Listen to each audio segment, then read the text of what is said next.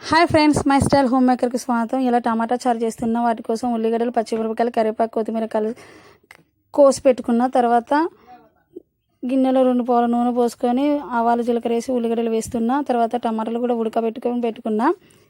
ఉల్లిగడ్డలు వేసిన అవి కలబెట్టుకొని తర్వాత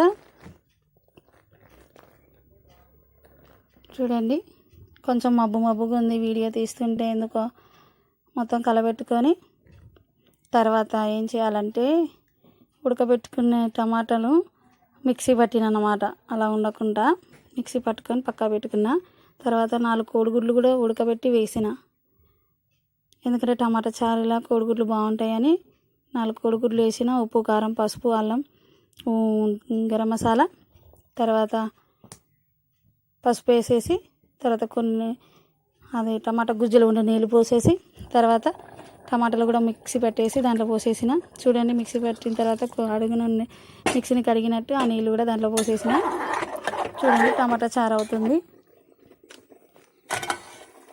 టమాటా పులుసు మసులుతుంది. చూడండి, నేను చేసిన టమాటా పులుసు. కొత్తిమీర